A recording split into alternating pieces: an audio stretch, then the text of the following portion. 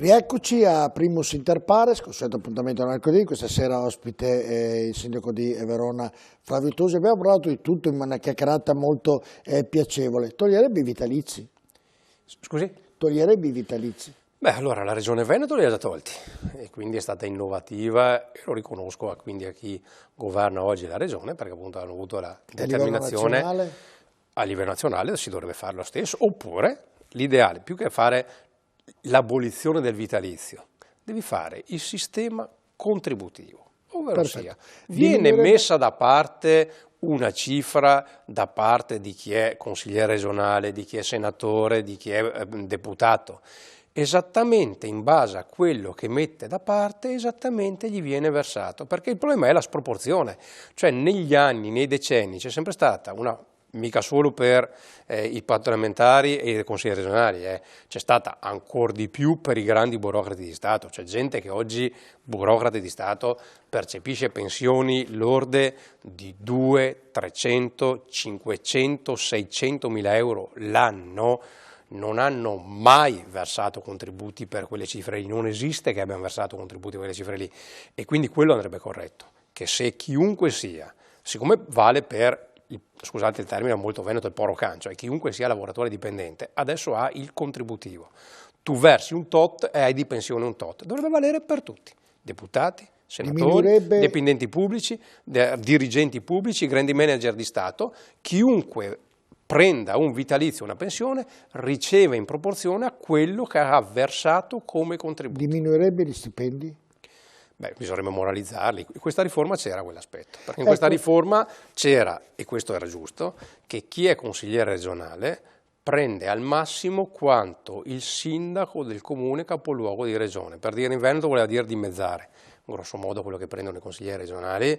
In alcune regioni diventava un quarto addirittura, perché sono delle regioni che prendono delle cifre spaventose, i consiglieri regionali, e quella era una moralizzazione che ci sta, perché io quando... le faccio una proposta. Io ho avuto altri ruoli e ho rinunciato ad altri ruoli, ma non perché sono un santo, perché ripeto il ruolo più bello che secondo me c'è è quello di sindaco, e un sindaco di un comune capoluogo sta bene. Stasera ho capito che è Presidente del Consiglio, non solo sindaco. Ma perché sono quei ruoli dove, ripeto, avendo la possibilità riesci a esercitare il mandato, ovvero sia fare le cose.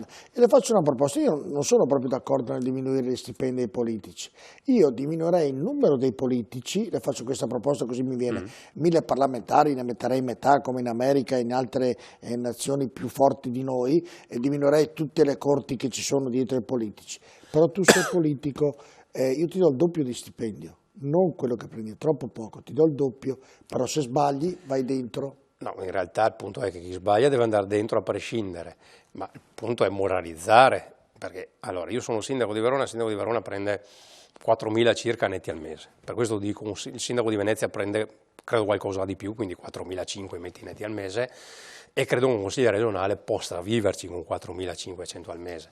In Italia la proporzione è esattamente inversa. Io mi sono dimesso dal Parlamento europeo, dove sono stato eletto 2 anni fa, un mese dopo. Un parlamentare europeo si porta a casa 15-16 mila euro netti al mese. E qua, ripeto, la proporzione è inversa perché? Perché il consigliere comunale o il sindaco del piccolo comune prende quasi nulla, un sindaco capoluogo ci sta bene, perché ripeto 4.000 netti al mese ci stai bene, più vai su, meno responsabilità e più prendi, perché in realtà un consigliere regionale che prende il doppio di un sindaco di comune capoluogo ha meno responsabilità e ha meno oneri e impegni, il parlamentare prende ancora di più ed ancora meno oneri e impegni, e l'Europarlamento è quello che prende di più di chiunque altro ed ha meno responsabilità e meno oneri, meno impegni di tutti.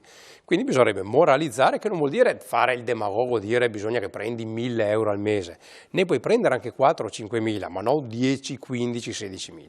Lei è per la città metropolitana e per togliere i paesi al di sotto di pochi abitanti, di 2, 3, 5.000 abitanti? Bisognerebbe obbligare a mettere insieme le funzioni, quindi non rendere facoltativo mettere insieme le funzioni, perché poi alla fine o non succede, o succede a macchia di leopardo, o succede solo dove c'è il sindaco Mario che gli sta simpatica la sindaca Maria che sta nel comune di fianco e si mettono d'accordo. Invece bisognerebbe obbligare non la fusione dei comuni, perché l'identità territoriale ci sta. Il comune, chi è nato in un comune si sente legato alla sua identità, e anche perché i consiglieri comunali costa niente. Un consigliere comunale di un comune piccolo porta a casa all'anno 500 euro, forse anche meno.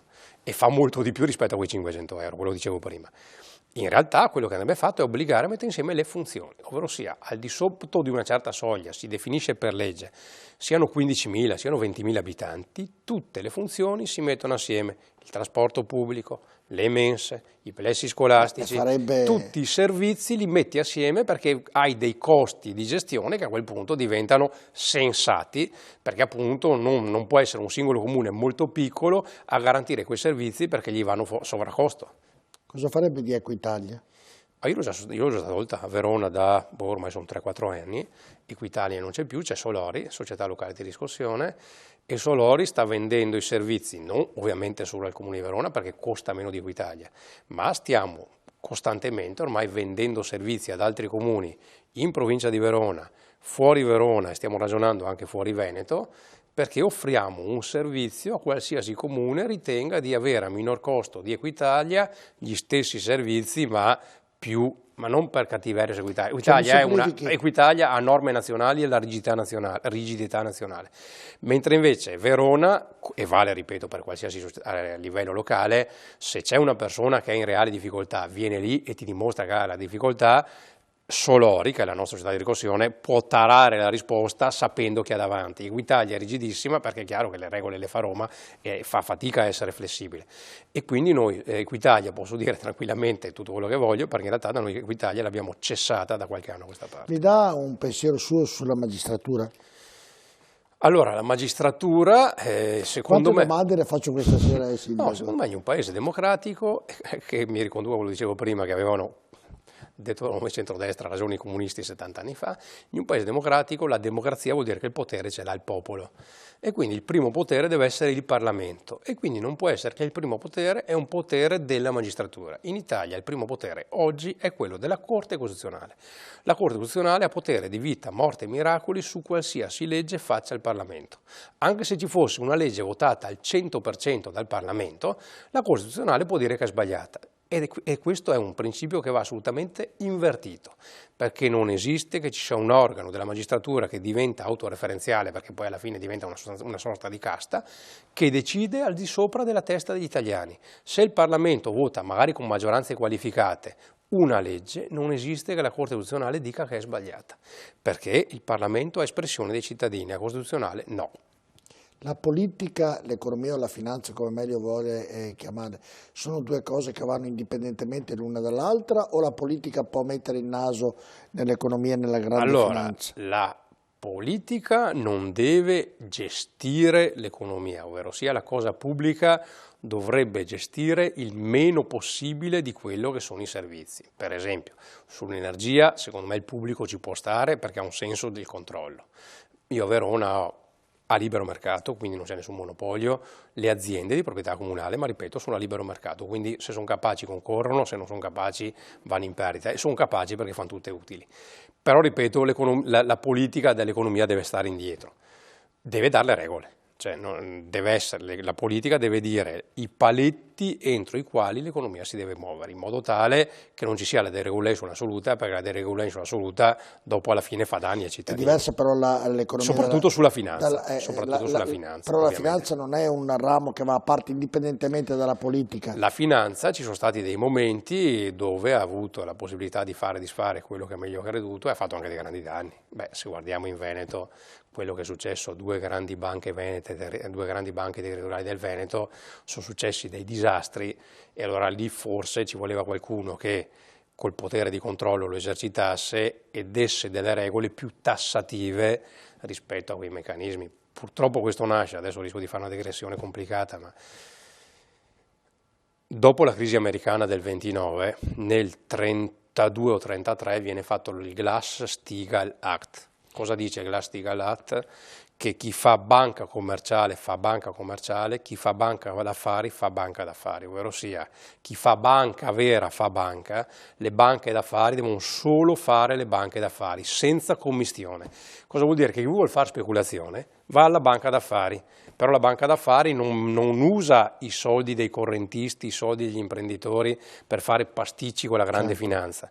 Il Glass-Steagall Act viene abolito da Clinton, sotto pressione della grande finanza internazionale, viene abolito da Clinton e a quel punto si sono mescolate le due cose, cioè dalle banche territoriali, le banche commerciali si sono messe a fare grande finanza speculativa e lì è saltato per aria tutto, tant'è che nel 2008 c'è stata la crisi dei subprime. Cosa vuol dire? Che hanno mescolato queste due cose che non dovevano essere mescolate e quindi si è creato un mostro dal punto di vista della grande finanza mondiale.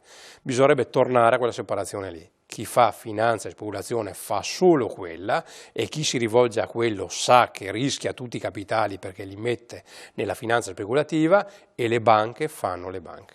Adesso ci riposiamo un po' perché siamo in chiusura, arriva anche il Natale e a Verona ci sono i mercatini di Norimberga. Perché di Norimberga, sindaco? Perché siamo andati a importarli, perché sono esattamente quelli, da Norimberga, ovvero sia, siccome a Norimberga funzionavano moltissimo dal punto di vista turistico e del richiamo, abbiamo visto che Merano, poco sopra Verona, aveva una grande attrazione, tant'è che se uno va sui siti oggi europei e cerca i mercatini di Natale, il mercatino di Verona è fra i 5 più grandi attrattori a livello di mercatini nazionali a livello europeo, di mercatini natalizi a livello europeo, e siamo andati a Norimberga a dire ci prestate il vostro mercatino. Tant'è che all'inizio veniva nel periodo pre-natalizio, perché poi il periodo di Natale lo faceva a Norimberga. Adesso su loro richiesta restano anche dopo il Natale e anche a Natale perché fanno più affari a Verona che a Norimberga. Andiamo a vedere il servizio. Anche a Verona è arrivato il Natale e, come da tradizione ormai per il 9º anno consecutivo, la città scaligera si popola dei famosi mercatini di Norimberga, circa 60 espositori che mettono a disposizione di residenti e turisti non solo prodotti di natura gastronomica come i dolcetti, ma anche decorazioni in legno, in vetro e in ceramica. Ma andiamo a conoscere proprio alcuni di questi espositori.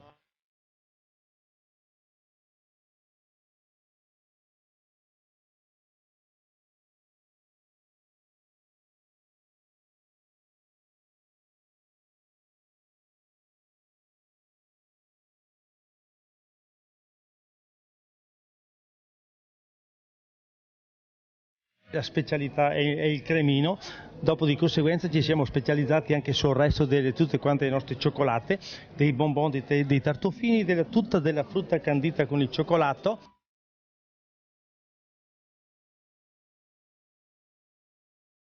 Noi abbiamo prodotti che arrivano dalla Germania, quindi abbiamo delle bolle in vetro natalizie, vendiamo le pantofole in feltro, le casette della Romantistrasse.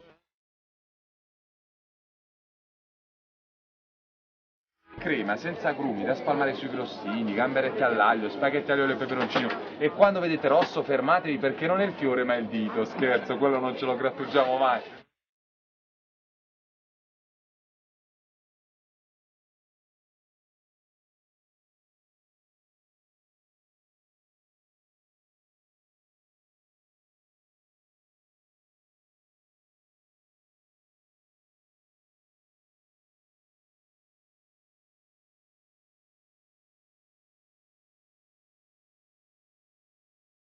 Ovviamente consigliamo a tutti di andare a vedere i mercatini di Norimberga a Verona perché al di là che il Natale poi è un'atmosfera davvero speciale, quindi è bello vedere non solo a Verona ma anche in altre città perché questa gente davvero merita quantomeno un riconoscimento da parte di tutti.